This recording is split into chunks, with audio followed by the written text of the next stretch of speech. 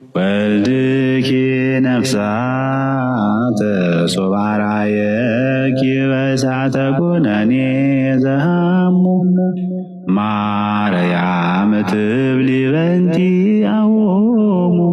በነገር ላይ ነገር አንዱ አልቀሰን ሳናበቃ ሌላ ሀዘን ይመጣብናል። ይሄው ደግሞ ከሁሉም በላይ ኦርቶዶክስ ላይ ከሁሉም በላይ ከዚህ በላይ የኛ ቤተክርስቲያን ልክ ለመሆኗ ማስረጃ እነሱ ዝም በሉ እያሉን ነው። እኛ ኦርቶዶክሳውያን ደግሞ ስለ እመቤታችን ስለ ቅድስት ድንግል ማርያም በፍጹም ዝም አንልም። ኦርቶዶክሳውያን ይህን ቪዲዮ ኮፒ ሊንክ፣ ሪፖስት፣ ሼር እያደረጋችሁ ለብዙሃን እንዲዳረስ አድርጉልኝ።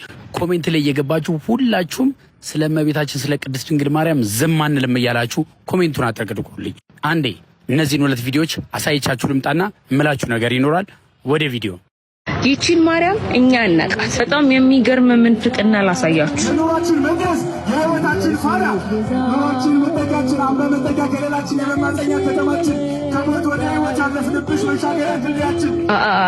እዚህ ጋራ ወራጅ አለ። እዩ ማርያምን ሲያመልኳት ማርያም ማርያም ማርያም ማርያም ማርያም ማርያም ማርያም ማርያም ማርያም ማርያም ማርያም ማርያም ማርያም ማርያም ማርያም ማርያም። ይሄኔ እኮ ስለ ኢየሱስ ተናገር ብትለው ሁለት መስመር አይናገርም። ስለ ማርያም ግን ሲናገር እንጥሉ ሊወርድ ነበር። የኔ ተወዳጆች እንግዲህ ይህን ስለ እመቤታችን ተናግሮ የማይጠግበው ውድ ወንድማችን ስሙ ራሱ መምህር የማርያም ወርቅ ይባላል። የማርያም ወርቅ አቦ እንዴት ደስ ይላል። መምህር እድሜና ጤና ይስጥ። እንዲህ ስላመሰገንካት ክብረት ይስጥልን። እንግዲህ የተደረገለት የሆነለት እንዲህ በአንደበቱ ተናግሮ ስለሱ አይጠግብም። እመቤታችንን ጠርቶ አይጠግብም። ስለዚህ የእናትሱ መበሳጨት ምናቸው ተነክቶ ነው? ስላንቺ ብዙ ጊዜ ተናግሬያለሁ። ድክም ምን ያለኝ ታደክሚያለሽ። እንዲሆነ ነገር ደግሞ ጭራሽ ወራሽ ትያለሽ። እንደ አናትሽ ላይ ትልቅ ሸክም እንደው አናትሽ ላይ ይውረድብሽ። ሌላ ምን ማት ይውረድብሽ። ሌላ ምንም አልልሽም። እንዴ አታፍሪም? የጌታችን አንቺ ኢየሱስ ኢየሱስ ኢየሱስ እያልሽ እምትጠሪውን የወለደችልን እናት ናት እመቤታችን ቅድስት ድንግል ማርያም። ታዲያ ለምን ትደነግጫለሽ? የሷ ስም ሲጠራ አንተኛው አይቼማ ለካለ ዛሬም እዚህ ቲክታክ ፕላትፎርም ላይ ግን በጣም ነው የምታሰቀው። በዛ ላይ ስለ እመቤታችን እንጥሉ ይውረድ። አንተ ምን ሆነ ነው? ስለ ጌታችን እናት ከፍጥረታት በላይ ከፈጣሪ በታች ስለሆነችው እናታችን ንጹሃን ሲጠራ ለምንድን ነው ድንግጥግጥ የምትሉት? አሁንም ድድገምልህ። እኔ እመቤታችን ቅድስት ድንግል ማርያም ቤዛዊተ ዓለም ናት። እየመረረህም ዋጠው። ማነሽ እገሊት መምህራችን ድንግል ማርያምን የመማፀኛ ከተማችን ሲል ወራጅ አልሽ። ልንገርሽ አንድ ነገር፣ አሁን እንደ ንጉሥ የምሰግጅለት ፓስተርሽ ድሮ እንዳሁኑ ጸጋው ሳይገፈፍ ክብሩ ላይ እያለ ስለ ድንግል ማርያም እንዲህ ሲል አስተምሯል። ጆሮ ካለሽ አዳምጪው። ጋበዝኩሽ። በዚህ በተወደደች ጌታ ዓመት ያለን እኛ የመማፀኛ ከተማ የምንላት ማንን ይሆን? ማንን ነው? የትኛዋን ነው? እስኪ ንገሩኝ ወዳጆቼ። ለኔ የመማፀኛ ከተማ ድንግል ማርያም የኢየሱስ ክርስቶስ እናት የበጉ ዙፋን። ወዳጄ ጆሮህን አትዝጋ፣ ወዳጄ ልብህን አትቆልፍ። የጸረ ማርያም አስተምሮ ደራሲ እባቡ ነው ትለናለች ዶክተር መስከረም ለቺሳ። እግዚአብሔር ሔዋንን ያሳተው እባብ ሲረግም እንዲህ ነበር ያለው፣ በአንተ በእባቡና በሴቲቱ በዘርህና በዘሯ መካከል ጠላትነትን አደርጋለሁ። ዘፍጥረት ምዕራፍ 3 ከቁጥር 15። የኦርቶዶክስ ተዋሕዶ ትርጓሜ በእባቡ ወይም ደግሞ በዲያብሎስና ሴቲቱ በተባለችው በእመቤታችን መካከል እንዲሁም ዘሯ በተባለው በልጇ በኢየሱስ ክርስቶስና የእባቡ ዘር በተባለው በሐሳዊ መሲህ መካከል ብርቱ ጠላትነት እንደሚኖር ያስረግጣል። ልብ በሉ፣ በእመቤታችንና በዲያብሎስ መካከል ያለው ጠላትነት ከባድ እንደሆነ ነው መጽሐፍ ቅዱስ የሚነግረን ትላለች ዶክተር መስከረም ለቺሳም። የሚነጻጸሩም በክርስቶስና በሐሳዊ መሲህ መካከል ካለው ጠላትነት ጋር ብቻም ነው። ዲያብሎስ በሌሎቻችን ላይ በጠላትነት ከተነሳብን ለጠላትነቱ ብቸኛ ምክንያቱ የሴቲቱ ዘር ስለሆነ ብቻም ነው። አለዚያማ ወዳጆቹና የእርሱ ዘሮች ነን። ዲያብሎስ ከማናችንም በላይ እሷን ጠልቷል፣ እርሷን ፈትኗል፣ እርሷን አሳዷል፣ እርሷን አስጨንቋል። ግን በፈጣሪዋ ኃይል ድል ነስተዋለች። አንዲትም ስህተት አልተገኘባትም። እንደ እርሷ ያለ ኃጢአቱ የተፈተነና መከራን የተቀበለ በዚያም ዲያብሎስን ፍጹም ድል የነሳ ልጇ መድኃኔዓለም ኢየሱስ ክርስቶስ ብቻም ነው። ከግኖስቲኮች መጽሐፍ ቅዱስ የተገኘው የጴንጤዎች ትርጓሜ ግን በእመቤታችንና በዲያብሎስ መካከል ስላለው ብርቱ ጠላትነት ትንፍሽ ብሎ አያውቅም። በዘፍጥረትም በዮሐንስ ራእይም በዝርዝር የተገለጸው የሴቲቱንና የእባቡን ጠላትነት ሸምጥጦም ይክዳል። የተፈተነችው ፈተና እንኳን ከማናችንም እንደሚለይ እውቅና ሰጥቶም አያውቅም። አንደኛው ሟች ናት፣ ከኛ አትለይም፣ እኩያን ናት ይላሉ። እንደ እባቡ ይገዳደሯታል፣ ትከሻ ይለካካሉ። ዲያብሎስ በእርሷ ንጽህናና ቅድስና ከቀናው በላይ በእርሱ መኪናና ፎቅ ቀንቶ በጠላትነት የተነሳበት የሚመስለው ሞኝ ጴንጤ በዘመናችን ብዙም ነው። ሜካፕ በመቀባቱ፣ ጥሩ በመልበሱ፣ ስፖርት በመስራቱ፣ ደረቱን እያሳየም ፎቶ መነሳቱ፣ ፌስቡክ ላይ በመለጠፉ ዲያብሎስን እያበሳጭ የሚመስለው ብዙ ጅል ኢትዮጵያ በፍጻሜው ዘመን አብቅላለች ትላለች ዶክተሯም። ሴቲቱን በተመለከተ ግን ጭራሽ እባቡን በእርሷ ላይ ካለው ጠላትነት ነፃ ያደርግና በሴቲቱና በልጇ መካከል ሌላ የፉክክር ጠላትነት ይፈጥራል።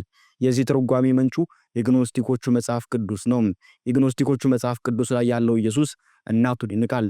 ለመለኮታዊ ሕያው ተፈጥሮ እንቅፋት እንደሆነችበትና ሞት እንዳመጣችበትም አድርጎ ነው የሚገልጻት። ከሔዋን ጋር እኩል የወደቀችና በዓለም ሞት ያጣቸው አድርጎም ያስባታል። እባቡ ግን የእውቀት ግኖስቲክ ምንጭ አድርጎም ያቆለጳጵሰዋል። ስለዚህም የዘመናችን ግኖስቲኮች ወይም ጴንጤዎች ዲያብሎስን ከሚቃወሙበት ይልቅ ሴቲቱን የሚቃወሙበት ጊዜ ይበዛል። ሁሌም እናትና ልጁን ለማፎካከርና ለማጣላት ይሞክራሉ። ኢየሱስን የሚያከብሩት ከእናቱ ጋር አነጻጽረው እናቱን ዝቅ ባደረጉ መጠን ብቻ እንደሆነ ነው የሚያውቁት። እንደ ግኖስቲኮቹ ከወደቀች ሔዋን ለይተው አያዋትም። ስለዚህም ኢየሱስ እንደዚህ ነው፣ እርሷ ግን እንደዚህ አይደለችም፣ እርሱ ይህንን ይችላል፣ እርሷ ግን ይህንን አትችልም በማለት ይናገራሉ። ይህ ስለ ኢየሱስ መመስከር ይመስላቸዋል። በላያቸው ያደረው የእባቡ መንፈስ እሷን የሚያይበት የጠላትነት አይን እንጂ ኢየሱስ እናቱን የሚያይበት የፍቅር አይን አላወረሳቸውም። ምክንያቱም የእነርሱ ትርጓሜ ደራሲው እባቡ ነው ስትል ዶክተር መስከረም ለቺሳ ትቀጥላለች። እውነተኛ የኢየሱስ ምስክር ለመሆን ግን በቅድሚያ የሴቲቱ ዘር ነኝ፣ የማርያም ልጅ ነኝ ብሎ ማመንን ይጠይቃል። ኢየሱስ የእግዚአብሔር አንድያ የባህሪ ልጁ ሆኖ እኛን በጸጋ የአብ ልጆች ያደረገን የእመቤታችን አንድያ የድንግልና ልጇ ሆኖ እኛን በጸጋ የእርሷ ልጆች ካደረገን በኋላ ነው። ወንጌላዊው ቅዱስ ዮሐንስ በራእዩ እንዲህ ብሎናል። ዘንዶውም በሴቲቱ ላይ ተቆጥቶ የእግዚአብሔርን ትእዛዝ የሚጠብቁትን የኢየሱስም ምስክር ያላቸውን ከዘሯ የቀሩትን ሊዋጋ ሄደ፣ በባህርም አሸዋ ላይ ቆመ። ዮሐንስ ራእይ ምዕራፍ 12 ከቁጥር 17 እስከ 18 ላይ ያለውን ዶክተሯ በመጥቀስ ትቀጥላለች። ማለትም የሴቲቱ ዘር መሆን ያላመነ ሰው የኢየሱስ ምስክር መሆንም አይችልም ማለት ነው። የእግዚአብሔርን ትእዛዝ ሊጠብቅም አይችልም። እናቴ ቤዛዬ የጌታዬ እናት የማይላት ከክርስቲያን ዘር ገብቶ ሊቆጠርም አይችልም። እርሱ የእባብ ዘር ነው። የማይጠፋው የእግዚአብሔር ዘር ሊሆን በፍጹም አይችልም። ምክንያቱም ያ ዘር የቅድስት ድንግል ማርያም ዘር ነው። ለዚህ ነው ዲያብሎስ የሚዋጋው። የሚጠፋ ዘር ቢሆን ኖሮም ዲያብሎስ ከዘሯ የቀሩትን ሊዋጋ አይመጣም ነበረም። የሴቲቱን ማንነት የማያውቅ የልጇን ማንነት አያውቅም፣ አባቱንም አያውቅም። የሚያውቀው የእርሱ ተገዳዳሪ የሆነውን ሐሳዊውን ክርስቶስ ብቻም ነው። የእርሱ አባት ደግሞ የቀደመው እባብ ዲያብሎስ ነው። መፍትሄው የኪዳነ ምሕረት ጸበል ነው ስትል ዶክተር መስከረም ለቺሳ ትናገራለች። የምን ጴንጤ የምን ጆቫ እስኪ ልብ ካለ ከጠበሉ ግባ እንዳለው ዘማሪው ስትል ትጠቅሳለች። አዳሜኛ ላይ ከምትለፈልፍ እባብህን ጸበል አስገብተህ አስለፍልፈው ስትልም ጠንከር ያለ መልእክቷን ታስተላልፋለች። ከሰሞኑ መነጋገሪያ ሆኖ የቀጠለው ይህ የእመቤታችን የቅድስት ድንግል ማርያም የቤዛነት ጉዳይ መነጋገሪያነቱን እስካላቆመ ድረስ እኛም አጀንዳችንን ሳንቀይር ስለ እመቤታችን ምላሽን እንሰጣለን ስትል ዶክተሯ በድምዳሜ ሐሳቧን ታጠቃልላለች። ይቺን ማርያም እኛ እናቃት። እመቤታችን ድንግል ማርያም ከሰው ወገን የሰውን ችግር ቶሎ የሚገባት ቶሎ የሚታያትና የሚሰማት ርኅሩኅ እናት ናት። እመቤታችን ፍጽምት ንጽሕት እንዲሁም እጅግ ትሁት ነች። ከፍጥረት ሁሉ ተለይታ ፈጣሪዋን ለመውለድ ወላዲተ አምላክ ለመሆን የተመረጠችበት አንደኛውና ዋነኛው ምክንያት ትሕትናዋ ነው። የአምላክ እናት እንደምትሆን ተነግሯት እንኳን እመቤታችን ምንድን ያለችው? የባሪያይቱን መዋረድ ተመልክቷልና በማለት በትሕትና ነበር ምስጋናዋን ያቀረበችው። ቅዱስ ያዕቆብ ዘስሩግ እርሷ በእግዚአብሔር ዓይን በታየ ቅድስና ውበት የተሞላች ነበረችና በእርሷ ንጹሕ ማኅፀን ሊያድር ወደደ። እንደ ድንግል ማርያም ራሱን ዝቅ ያደረገ ትሁት ማንም የለም ይላል። ይቺ ደግናት ወላዲተ አምላክ ቤዛችን ናት። በመስቀሉ ስር ለተገኘን በሙሉ እናታችን ናት። ልንጠቀምባት ይገባል። ሁላችሁም ለድንግል ማርያም ያላችሁን ፍቅር እስቲ እናቴ ድንግል ማርያም እያላችሁ ጻፉ። ቤዛችሁ እንደሆነችም የሔዋን ምትክም እንደሆነችም በኮሜንት ሴክሽን ላይ ጻፉ። ለብዙዎች እንዲደርስ ኮፒ ሊንክና ሼር አድርጉት። እጅግ አመሰግናለሁ። እንግዲህ ከላይ የምትመለከቱት የአቶ በጋሻው የስብከት ሐሳብ ከብፁዕ አቡነ ገብርኤል ከሰሞኑ የነገረ ማርያም ትምህርት ጋር በተያያዘ ልቡ በሐሴት የፈነዳና ደስ ያለው ይመስላል። እስኪ አዳምጡት። የተነቀነቀ ነገር አለ እዛ ቤት ተነቅንቋል። ልትደግፈው አትችልም። በቃ ተነቅንቋል። እንዲህ በጋሻው እያወራ ያለው የሰው ልጆች ከሆነ ድቅድቅ ጨለማ ወደ ክርስትና ወይንም ደግሞ ወንጌል ወደ ሆኖ ብስራት ከአባቶች ሐዋርያት ስለተቀበልነው ሐቀኛ ትምህርት እያወራ አይደለም። ራሱ በጋሻው ከዚህ በፊት ሞክሮት ያልተሳካለት በእመቤታችን በቅዱስ መስቀልና በቅዱሳት መጻሕፍቶች ላይ ሲያነሳ የነበረው የምንፍቅና ሐሳብና አስተምሮ በአንድ የቤተ ክርስቲያን አባትን ስለተነሳ ደስ ብሎት ነው ይሄን ሐሳብ እያወራ ያለው እንጂ በብፁዕ አቡነ ገብርኤል ጉዳይ ላይ ገዶት ምናምን አይደለምና በተቻለ አቅም የፕሮቴስታንቱ ዓለም የራሳችሁን የሆነ ዶክትሪን ቢኖራችሁና ለምትከተሉት ለምትሰብኩት ምዕመን ስነ ልቦናና ሐሳብ የምትጨነቁ ብትሆኑ ስፔሻሊ ከኦርቶዶክስ ቤተክርስቲያን እንደ አንድ በቅርብ ጊዜ እንደመጣ ቤተ እምነት ብዙ የምትቀስሙት ነገር አለ። የኢትዮጵያ ቤተክርስቲያን በእነዚህ ሶስት አበይት ምክንያቶች ከሌሎች አብያተ ክርስቲያናት ዓለም ላይ ካሉ አብያተ ክርስቲያናት ትለያለች። አንደኛው የጠራ ትምህርት ስላላት ነው። በነገረ ድህነት ላይ፣ በጥምቀት ላይ፣ በቅዱስ ሥጋውና ክቡር ደሙ ላይ፣ በክርስቶስ ላይ፣ በሶስትነት ላይ፣ በተለያዩ የቤተክርስቲያን አባቶች ትምህርቶች ላይ የጠራ ትምህርት አላት። ሁለተኛው ለምዕመኖቿና ካህናቷን እንዲሁም አጠቃላይ የክርስትና እምነትን ያደራጀችበት መዋቅር።